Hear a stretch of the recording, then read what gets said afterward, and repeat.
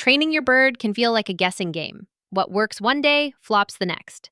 In this video, we're breaking it down simply. 5 things birds hate in training and 5 things they actually love. Get these right, and you'll see faster progress, fewer bites, and a way better bond. Let's start with the bad stuff first. At number 1 are long, dragged-out sessions. Look, I get it. You're in the groove, your bird's finally responding, and you think, let's squeeze in just one more trick. But here's the thing. Birds have the attention span of a toddler with a sugar rush. 5 minutes is plenty. Push past that, and they're not learning, they're zoning out, or worse, flying off mid-session like, yeah, I'm done here. And if it keeps happening, they'll start to associate training with feeling tired or frustrated, not something fun. Trust me, it's way better to stop before they're bored. You want them thinking, wait, training's over already? But I was having fun. That's how you keep them excited for next time. Short, sweet, and success-filled beats long and exhausting every time. Set a timer if you have to. It helps. Number 2, being forced or grabbed. Hey, we've all done it. Reached out too quickly, tried to nudge them onto our hand, or just scoop them up thinking, come on, buddy, it's fine. But for your bird, it's not fine. They don't see your hand as a helping gesture. They see it as a predator swooping in. That's not just stressful, it's scary. Even if your heart's in the right place, grabbing or forcing them to step up too soon can break trust fast. You might notice them flinch, pull back, or worse, bite. That's not attitude. That's self-defense. Instead, think of it as an invitation, not a demand. Let them choose to come to you. Use a perch, a flat hand, or a target stick, whatever feels safest for them. Training should feel like a conversation, not a cornering. Let it be their choice, and you'll get way further, way faster. Next, yelling, sprays, and punishment. We've all been there. Your bird's screaming nonstop, you're on your last nerve, and suddenly you find yourself yelling back or reaching for the spray bottle. Totally human reaction. But here's the tricky part. Your bird doesn't see it the way you do. Parrots are built to be loud. In the wild, they scream to talk to their flock over huge distances. So when you yell, they just think you're chiming in. And punishment, like banging the cage, spraying water, or isolating them, doesn't teach them right from wrong. It just makes them anxious or scared of you. They're not being difficult on purpose. Usually they're confused, overstimulated, or accidentally learned that screaming gets a reaction. Instead of punishment, try redirection. Show them a better way. Reward the calm. Reinforce the behaviors you actually want to see. It takes patience, yeah, but it builds trust. And once your bird trusts you, everything else gets easier. At number 4, we have confusing or inconsistent cues. If you're saying step up while pointing a banana at your bird one day and your finger the next, yeah, they have no idea what's going on. I've been there. You think you're being clear, but to your bird, it's just a mashup of mixed signals. Birds love patterns. They do great when they know exactly what's expected.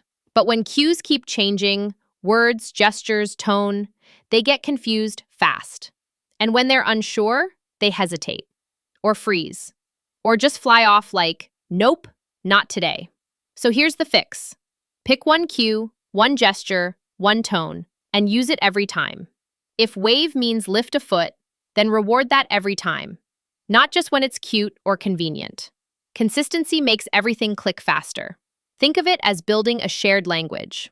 Training isn't about keeping things interesting. It's about making things understandable. Your bird will thank you by actually getting it.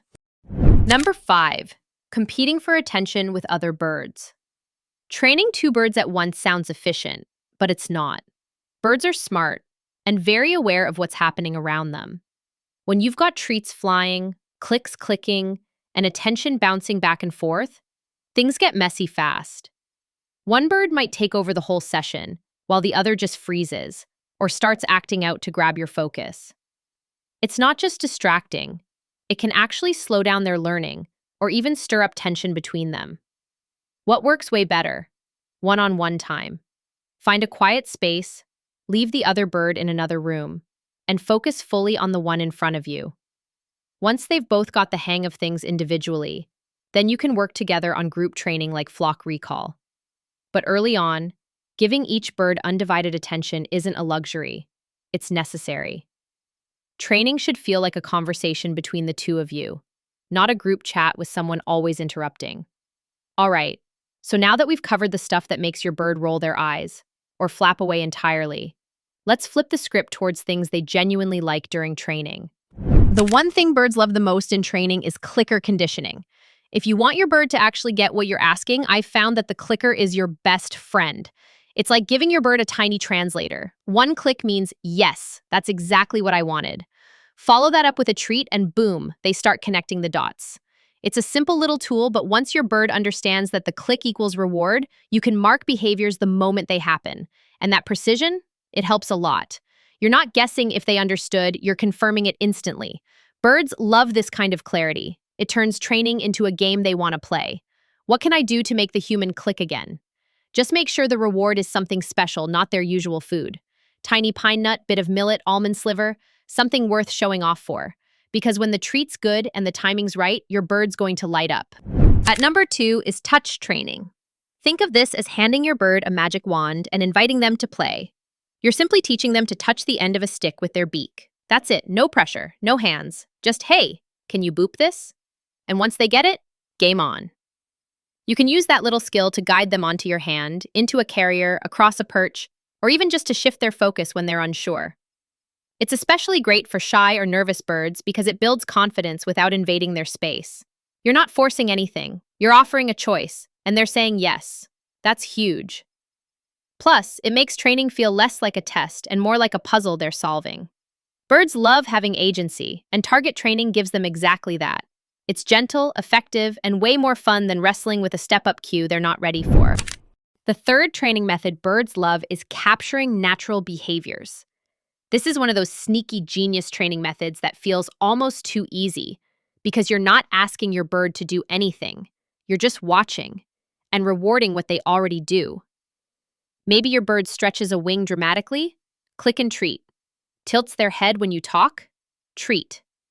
Maybe they fluff up and do a little happy dance when they see their favorite toy. Mark it. Eventually, those natural behaviors become tricks you can cue just by reinforcing them in the moment. No pressure, no luring, just catching the magic as it happens. It's perfect for birds that are shy, still warming up to you, or just brimming with personality. You're not shaping them into something new. You're spotlighting what makes them special. At number 4 are micro sessions. Formal training sessions definitely have their place, but honestly, some of the best progress happens in those little in-between moments. You don't always need a setup or a schedule. Birds learn a ton just by casually interacting with you throughout the day. Maybe you're sitting nearby working, and your bird does something adorable, like saying a new word, stretching their wings, or exploring a toy. That's your chance. Click, treat, move on. No pressure, no structure. Just, hey, I saw that, and I loved it. Keep a clicker and a few favorite treats nearby so you're always ready to reward the good stuff when it pops up.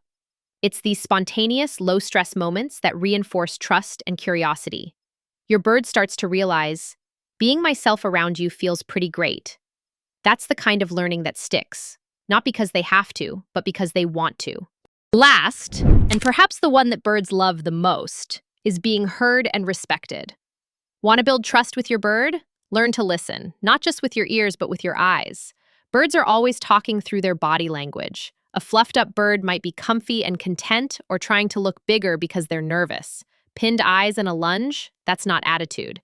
That's your bird saying, back off, please. And when you respond respectfully instead of pushing through it, your bird notices. They feel safe.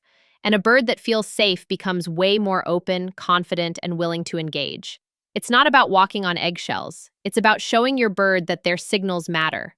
You're building a two-way relationship where they don't have to scream, bite, or fly off to be heard. Respect goes both ways. Once your bird knows you're paying attention and honoring their boundaries, that's when real trust starts to grow. So to summarize, training your bird isn't about control. It's about connection. Avoid what overwhelms them. Lean into what lights them up. Keep it short, clear, and kind. Because when your bird trusts you, they want to learn. Loved this? Like the video and subscribe to our channel. Thanks for watching.